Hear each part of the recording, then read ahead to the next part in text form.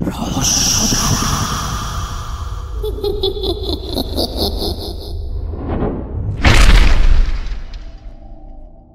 বন্ধুরা, আমি অলোক চক্রবর্তী আর আপনারা শুনছেন Rahasyadhara, the ultimate entertainment of YouTube. বন্ধুরা, আপনারা তো এতদিনে জেনেই গেছেন শুক্রবার ও রবিবারের সন্ধে 6টা মানেই রহস্যধারা আপনাদের কাছে নিয়ে আসে হাড় হিম করা কিছু রহস্যজনক ঘটনা ও তার সাথে থাকে আমাদেরই নিজ হাতে লেখা আকর্ষণীয় কিছু ছোট গল্পের সম্ভার। তাই আজ শুক্রবারের এই সন্ধ্যায় আমি পুরোপুরি তৈরি হয়ে এসে গেছি আমারই লেখা একটি ছোট্ট গল্প নিয়ে। আশা করছি গল্পটি আপনাদের ভীষণ ভালো লাগবে, আর যদি ভালো লাগে তাহলে অবশ্যই লাইক ও একটি ছোট্ট কমেন্ট করতে ভুলবেন না যেন।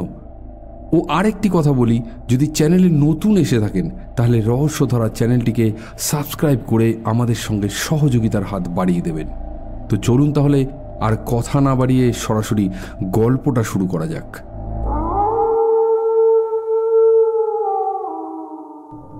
গল্পটির সময়কাল 2010 সালের জানুয়ারি মাসের শেষের দিক।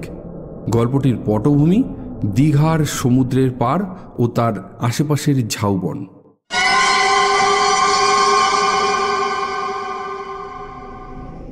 সল্টলেকের এক নামকরা আইটি অফিসের কর্মরত দুই কলিগ, একজনের নাম অভিষেক ও অপরজনের নাম সিদ্ধার্থ সিং।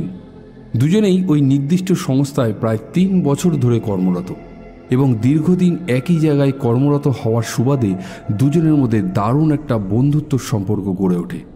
এইরকমই একদিন অফিসের পাশে নন্টেদার হোটেলে ভাত খেতে খেতে সিদ্ধার্থ বলে ওঠে, अभिषेक भाई बहुत दिन हो गया कोई इनविटेशन नहीं आ रहा है, क्या बात है समझ में नहीं आ रहा है, ये डेली का दाल चावल और मुंह में नहीं जा रहा है भाई, क्या बात है, कोई शादी वादी भी नहीं कर रहा है क्या? শুনে অভিষেক এবার বলে ওঠে একটু হেসে, কেন রে ভাই, এটা কোথায় লেখা আছে যে বিয়ে বাড়ি আসলেই তাহলেই ভালো খেতে হবে? চল কোথা থেকে ঘুরে আসি, যেখানে অন্য একটা নতুন পরিবেশ থাকবে, ভালো মন্দ কিছু খাওয়া দাওয়াও হবে, সঙ্গে ঘোরাও হবে, কি বলিস? हाँ बात तो तुमने सही बोला, तो फिर चलो एक छोटा मोटा एगो घूमने का प्लान कर ही लेते हैं। এরপর দুজনে দুপুরের লাঞ্চ সেরে দুজনে দুটো সিগারেটের লম্বা শুক টান মারে ও কাছাকাছির মধ্যে দীঘাতে ঘুরতে যাওয়ার জন্য একটা প্ল্যান করে ফেলে। অবশেষে প্ল্যান হয় শুক্রবার রাতে বেরোবে এবং রবিবার রাতে ঢুকে যাবে, যাতে করে সোমবারের অফিসটা কারোর কামাই না হয়। যেই কথা সেই কাজ। শুক্রবারের সন্ধ্যায় ধর্মতলা থেকে বাসে বসে পড়ল দুজনে। পাশাপাশি সিটে বসে দুজনের বেশ মজা ইয়ার্কি চলতে থাকলো। সিদ্ধার্থ বলে উঠল, क्या भाई अभिषेक, बड़े निश्चिंत होकर बैठे हो, तुम्हारा बीवी जिद नहीं किया यहाँ आने के लिए, कैसे मना लेते हो यार? এটাই তো বাঙালি দিমাগ চালিয়েছি ভাই। अरे वो तो समझा, लेकिन बोला क्या तुमने? मेरे तो घर में भाई महाभारत चालू हो गया, इतना भाव मत खाओ, बोलो क्या बोला, बोलो बोलो। আরে কিচ্ছু না, সিম্পল। আমি বাড়িতে গিয়ে বললাম অফিস থেকে আমার এই একদিনের জন্য একটু মেদিনীপুরে পাঠাচ্ছে সার্ভে করার জন্য। উল্টে আমার মিসেস কি বললো জানো? মেদিনীপুরে যখন যাচ্ছই তাহলে সুযোগ পেলে একবার দীঘা থেকেও ঘুরে এসো, আর আমাকে সমুদ্রের ঢেউয়ের একটা দুটো ফটো পাঠিও। আর শোনো না, বলছিলাম কি, আমি কি যেতে পারবো না তোমার সাথে? কি গো বলো না। আমি বললাম, কি গো তোমার কি মাথাটা তা খারাপ হয়ে গেল না কি গো? যাচ্ছি তো অফিসের কাজে, তার উপর দীঘাতে যেতে পারি কি না তারও কোনো সিওরিটি নেই, তার মধ্যে আবার তোমাকে নিয়ে যাবো। নাও নাও নাও, আমার লাগেজটা ভালো করে গুছিয়ে দাও দেখি কেমন পারো। হেডফোন দেবে, চার্জার দেবে, টাওয়ালটা দেবে, আর ব্রাশ আর কোলগেটটা দিতে ভুলো না জানো। কি কেমন দিলাম? ওকে তো নিতে হলোই না, বরং যত্ন করে নিজের হাত দিয়ে লাগেজ প্যাক করে দিল, বুঝলে? আরে বুদ্ধি থাকলে কখনো ঘর জামাই থাকতে হয় না। अभिषेक तुम कैसे आदमी हो यार, कैसे ये सब कर लेते हो? অবশেষে রাত 10:30 নাগাদ ওরা দীঘা এসে নামল। যেহেতু আগে থাকতে হোটেল বুকিং করা ছিল, তাই হোটেলে ঢুকেই ব্যাগগুলো রেখেই সমুদ্রের পাড়ের দিকে রওনা হলো। রাত 10টায় কাউন্টার বন্ধ হয়ে যায়। তাই ব্ল্যাকেই একটা বোতলবন্দি কারণ সুধা নিয়ে জোর পায়ে হেঁটে মাছ ভাজার দোকানের দিকে গেল এবং সেখানে দরদাম করে দুটো বড় সাইজের পমফ্রেট মাছ লাল করে ভেজে নিয়ে ফেরার পথে দুটো গ্লাস ও একটা ঠান্ডা জলের বোতল নিয়ে একটু নিরিবিলি খুঁজতে ঝাউবনের দিকে এগিয়ে যেতে লাগলো। সত্যি কথা বলতে গেলে সমুদ্রের পাড়টায় এত লোক দেখে যেন মনে হচ্ছে সবে সন্ধ্যা, অথচ মাত্র 300 মিটার দূরে ঝাউবনটার দিকে ঠিক তার উল্টো ক্যারেক্টার। লোকজন তো নেই, বরং নিস্তব্ধ নিরিবিলি কীরকম যেন একটা গা ছমছমে পরিবেশ। যাই হোক, নিজেদের শরীর ও মনকে আনন্দ দেওয়ার জন্য সমস্ত সরঞ্জামই তারা রেডি করে নিয়েছে, তাতে পরিবেশ পরিস্থিতি যাই হোক না কেন। তো যথারীতি তারা ঝাউবনের একটু ভেতরের দিকে ঢোকে এবং একটা বড় গাছের নিচের জায়গাটাকে একটু পরিষ্কার করে সেখানে দুজন মিলে বসে পড়ে এবং তারপর দুজনে মিলে নানা রকম সুখ দুঃখের গল্প করতে থাকে ও সঙ্গে কড়া করে পমফ্রেট ফ্রাই আর গ্লাসে করে কারণ সুধা চলতে থাকে। কিছুক্ষণের মধ্যেই দূর থেকে একটা হুইসেলের আওয়াজ ভেসে আসতে থাকে। এটা লোকাল প্রশাসন থেকে অ্যালার্ট হুইসেল মারছিল, অর্থাৎ রাত 11টার পর আর কেউ সমুদ্রের পাড়ে যেন থাকতে না পারে। কারণ বিগত দিনে এই সমুদ্রের পাড়ে ঝাউবনে রাত 11টার পরে অনেক অনভিপ্রেত ঘটনা ঘটেছে, কিন্তু কে কার কথা শোনে? দীঘাতে মানুষ যায় তো একটু আনন্দ করার জন্য না, এক্ষেত্রেও নিয়মের কোনো পরিবর্তন হলো না।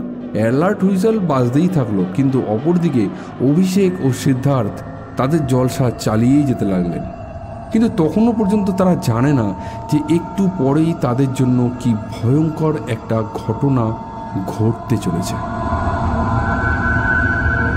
এরপর যথারীতি ওরা ওদের জলসা চালিয়ে যেতে থাকে। না আছে সময়ের দিকে খেয়াল, না আছে পরিবেশ পরিস্থিতির দিকে কোনো রকম কোনো খেয়াল। দুজনের একটার পর একটা গ্লাস চালিয়ে যেতে থাকে এবং এভাবেই সেই নিস্তব্ধ নিরিবিলি পরিবেশে হঠাৎ করেই ওদের নজরে আসে 10 থেকে 15 মিটার দূরে দুটো চোখ আগুনের মতো যেন জ্বলজ্বল করছে এবং সেই চোখগুলো যেন এক দৃষ্টে ওদের দুজনের দিকেই তাকিয়ে আছে এবং সেই চোখের দৃষ্টি এতটাই ভয়ানক ছিল যে ওরা দুজনেই রীতিমতন আঁতকে ওঠে। অভিষেক বলে ওঠে, সিদ্ধার্থ, ওটা কি রে বাবা? এই চোখগুলো দেখেছিস কেমন জ্বলছে রে? এই সিদ্ধার্থ, সিদ্ধার্থ দেখতে পাচ্ছিস? এই सिद्धार्थ। अरे हाँ भाई, देखा देखा, मुझे भी बहुत डर लग रहा है। हाइट से तो पता लग रहा है कि वो इंसान ही होगा। अभिषेक भाई, हम लोगों को यहाँ से ना निकल जाना चाहिए। चलो चलो यहाँ से निकलते हैं, चलो चलो। अरे क्या निकलते हैं, देखते হবে না ওটা কি, চল দেখে আসি। এবার দুজনেই মোবাইলের ফ্ল্যাশ লাইটটা জ্বেলে সামনের দিকে এগিয়ে গেল, কিন্তু যতটাই ওরা এগোচ্ছে ওই চোখ দুটো যেন আরও ঝাউবনের ভেতরের দিকে ঢুকে যাচ্ছে। বন্ধুরা, এবার কিন্তু ওই অবয়বটা ওদের দুজনকে বেশ খানিকটা জঙ্গলের ভেতরের দিকে নিয়ে যেতে লাগলো। অভিষেক ও সিদ্ধার্থ যেহেতু স্বাভাবিক অবস্থায় ছিল না, তাই অতি সহজেই ওরা লক্ষ্যহীনভাবে মুখে আওয়াজ করতে করতে ঝাউবনের ভেতরের দিকে ঢুকতে থাকে। আরে কে ওখানে? কথা বলছেন না কেন? হ্যালো, আরে কে আপনি? कौन है आप? सामने आइए प्लीज। এরপরেই একটা সময় সেই জ্বলন্ত চোখ দুটো এক জায়গায় স্থির হয়ে যায় আর পেছন দিকে যাচ্ছে না দেখে ওরা ওই অবয়বটার একদম সামনে চলে যায়। কিন্তু ঠিক ওই সময়ই হঠাৎ করে পেছন থেকে শক্ত করে ওদের হাত দুটোকে কেউ ধরে ফেলে এবং অভিষেক ও সিদ্ধার্থ দুজনেই এক ঝটকায় পেছন দিকে ঘুরে তাকায়। তখন ওরা দেখে যে লোকাল থানার নাইট পেট্রোলিংয়ের টিম ওদের পেছনে দাঁড়িয়ে আছে আর গাড়িটা একটু দূরে দাঁড় করানো, যার থেকে লাল নীল আলো ঝকঝক করছে। থানার পুলিশ কর্মচারীরা ওদেরকে ভীষণ বকাবকি করতে করতে গাড়ির দিকে নিয়ে যাচ্ছিল।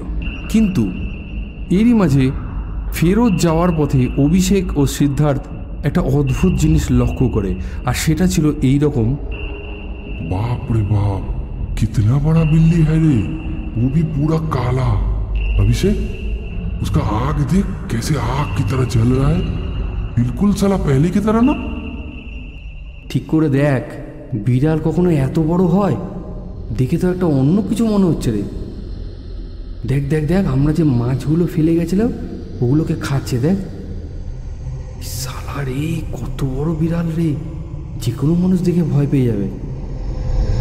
যাই হোক, সেদিন ওটা কী ছিল জানি না, দেখতে তো বিড়ালের মতোই লাগছিল, তবে বিড়ালের থেকে অনেকটাই বড় ছিল। আর হাঁটা চলা, বসা বা তাকানো কোনোটাই কিন্তু স্বাভাবিকের মতো ছিল না।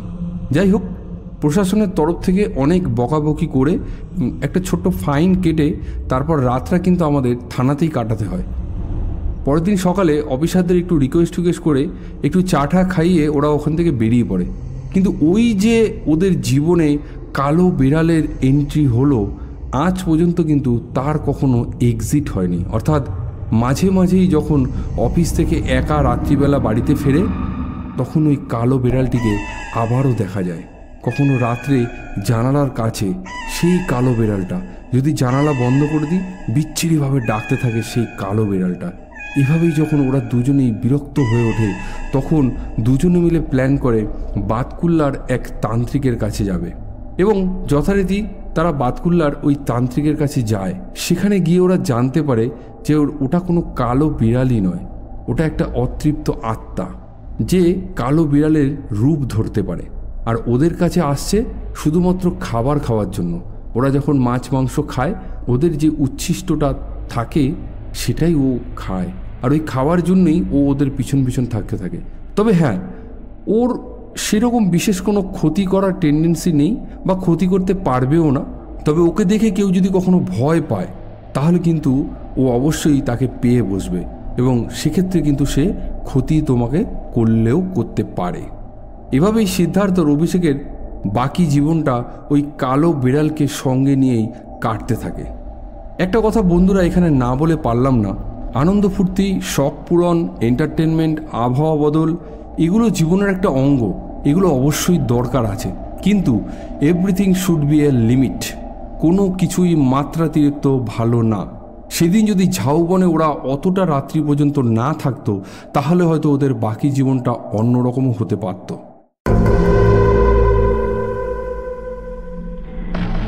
তো বন্ধুরা, এতক্ষণ আপনারা শুনছিলেন অলোক চক্রবর্তীর লেখা ছোট গল্প কালো বেড়াল। কেমন লাগলো গল্পটি? অবশ্যই একটা কমেন্ট করে জানাবেন, আর ভালো লাগলে অতি অবশ্যই একটা লাইক করবেন। গল্পটির মুখ্য ভূমিকায় যারা কণ্ঠ দিয়েছেন তাদের মধ্যে অন্যতম হলেন অভিষেক ও সিদ্ধার্থের ভূমিকায় কণ্ঠ দিয়েছেন অলোক চক্রবর্তী, এবং অভিষেকের স্ত্রীর ভূমিকায় যিনি কণ্ঠ দিয়েছেন তিনি হলেন আমি নিজে, স্নিগ্ধা চক্রবর্তী। আজকের গল্পটা তাহলে এখানেই শেষ করা যাক। দেখা হবে আগামী শুক্রবার ও রবিবার ঠিক সন্ধ্যে ৬টায় এক নতুন ঘটনার সাথে। ধন্যবাদ, শুভরাত্রি।